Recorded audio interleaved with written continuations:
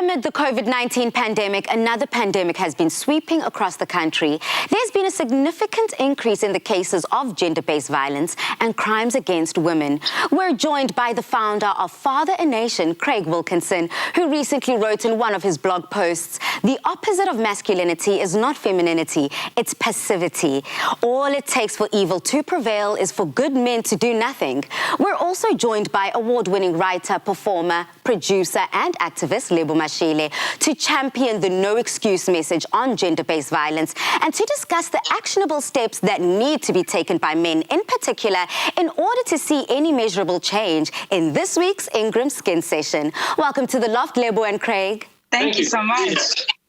Now, let's just open up the conversation by asking, why is gender-based violence on a rise in our country, Craig?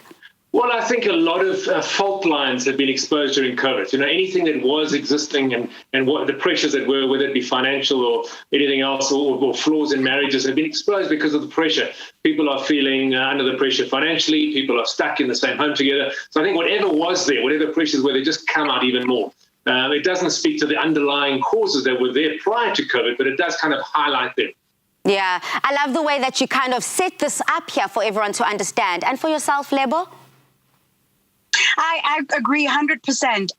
This is a time where people are under enormous pressure. I mean, it's a traumatic time for the planet. And in South Africa, it has exposed, exactly like Craig said, the fault lines, our weaknesses, our existing struggles. Gender-based violence has been a problem in South Africa for a very, very, very long time. And of course, now people are under enormous amounts of pressure. There's the health pressures that people are under. There's the financial pressure that people are under. You know, 3 million, they estimate between 2 and 3 million people have lost their jobs since the beginning of the year. That puts an enormous amount of pressure on relationships, on households.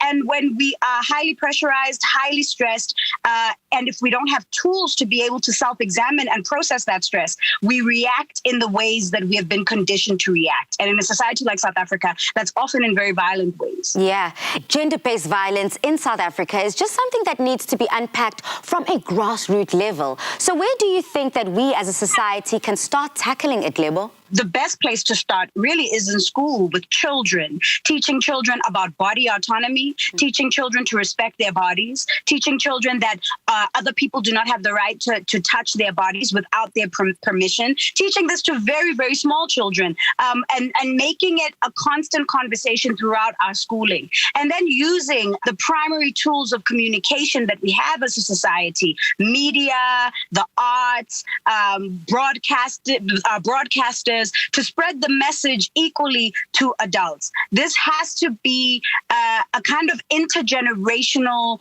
conversation and program. It has to be a project for all of us. And we have to inculcate the idea that if we're going to live here and if we are going to make this country work, then relearning and unlearning toxic patterns has to be a lifelong project for all of us. Absolutely. Now, Craig, what are the actions men and women can take to empower themselves and actively fight the scourge of this gender-based violence? It always starts with us, doesn't it? It starts with the individual. And I think driving the change against gender-based violence must be driven by men.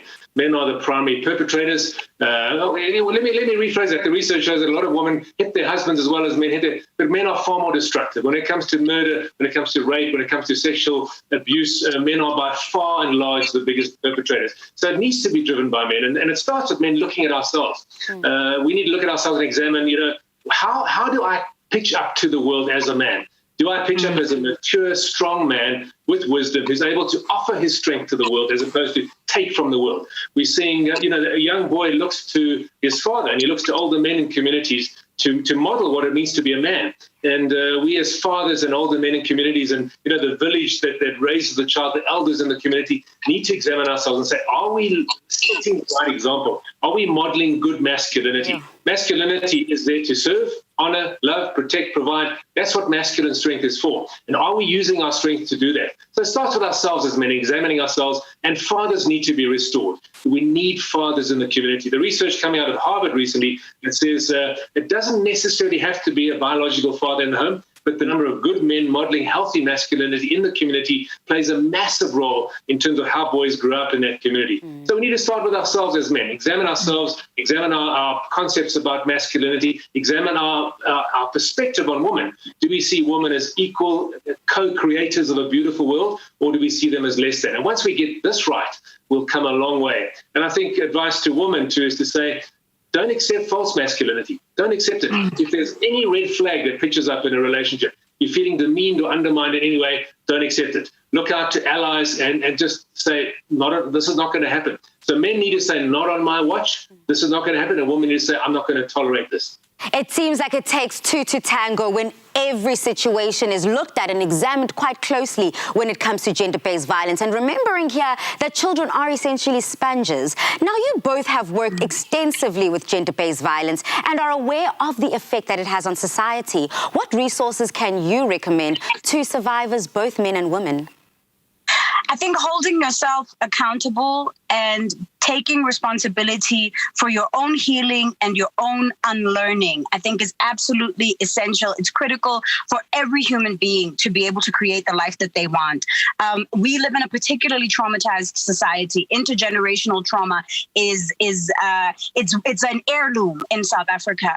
I wish that we could enter a phase where personal development, self-development, the cultivation of skills like emotional intelligence, where such activities could become mainstream, because that's going to be better for everyone, for all of us to start to unpack the toxic patterns that we have been conditioned with, the toxic patterns that are ongoing in our lives. It's easy, I think, when you live in a society like this, to feel like you are almost in a tailspin, to feel like you are in a storm, like life is just happening to you because there is so much going on.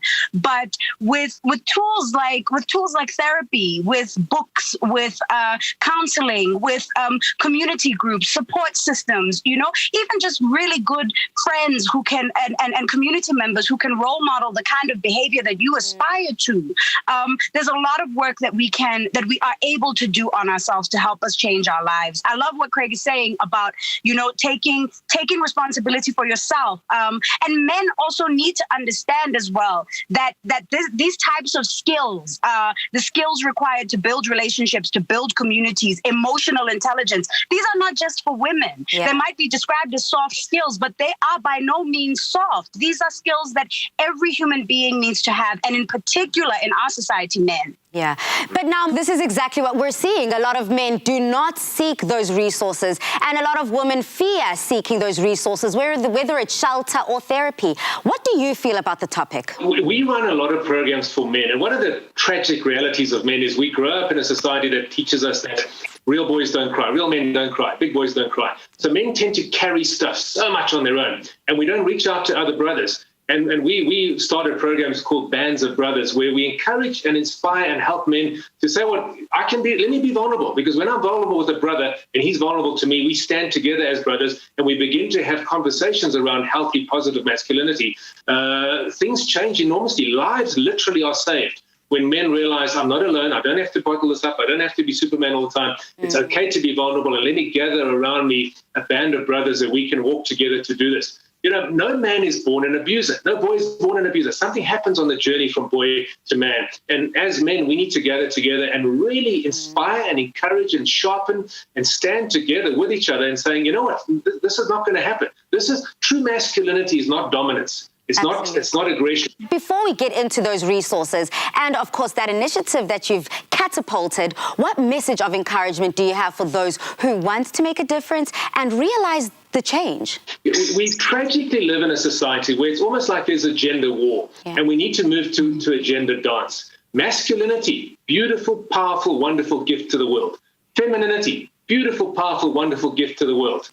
Equal, but stunningly different. And as we co-create this world together, so I would say to men, you know what, you are important. You can make a difference. You need to make a difference. You're not designed to be passive. You're designed to stand up and speak up and use your strength for good to build a beautiful world.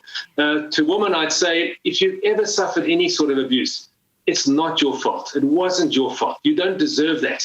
And what happened to you was not authentic and true masculinity. So you need to be able to say, this wasn't my fault. I'm going to step up and stand up and retake my power and be the incredible gift to humanity and society that you were designed to be. I mean, Lebo, we see Craig here touching on what you spoke about, the fact that we cannot be victims to our circumstance and we can't come and go with the tide as the world is kind of allowing us and forcing us to. So what's your final word of encouragement? Sure. I think that the tide is definitely turning. And as difficult as this moment of history that we are living through is, you know, with COVID and corruption and all of the issues that have been exposed in South Africa and in the world right now, I think this is also a moment of monumental change. There's an opportunity for each of us right now to reinvent ourselves, to go back to the drawing board, to look at what's not working, to reevaluate what it is that we can do. And I think that for people who are grappling particularly with gender-based violence, I think it's important for all of us to understand that there is even the perpetrator of gender-based violence, whether that is, you know, the abusive man, or whether it is the abusive woman, or whether it is the woman who enables abuse to happen, because we also live in a culture where, you know, when a woman tries to leave an abusive relationship, there are women in her own family or friends or community who tell her, go back, go back, go back. All of the Begezela, Musadi Otwara Tipa, Mobo Haling, all those things that we get indoctrinated with. I think we need to have compassion for how we have been indoctrinated and to understand that no one oppresses unless they are broken. Wow. Inside of every oppressor is somebody who has been broken and oppressed, whose worldview and view of self has been distorted, and that is what allows them to demean, degrade, diminish the humanity of another human being. Absolutely. Lastly, Craig, I have to touch base. A reminder about your pledge, No Excuse for Abuse, the Father a Nation initiative that includes a free online course available on your website, and of course that informative booklet. Absolutely, yeah. Free to anyone who logs in. The No Excuse online course consists of videos and reading material and exercise, a great resource for any man and also for any woman who wants to understand gender-based violence and take action against it. Craig Wilkinson and Lebo Mashile, thank you so much for taking the time out to connect with South Africa and, of course, stepping out against the second pandemic, which is gender-based violence in our country. Goodbye. Thank you. Thank you so much. Thank you. Make sure to visit their website and make the pledge. No Excuse for Abuse, the Father a Nation initiative that includes free online courses and free booklets. Let's all educate ourselves on the various ways that we can collectively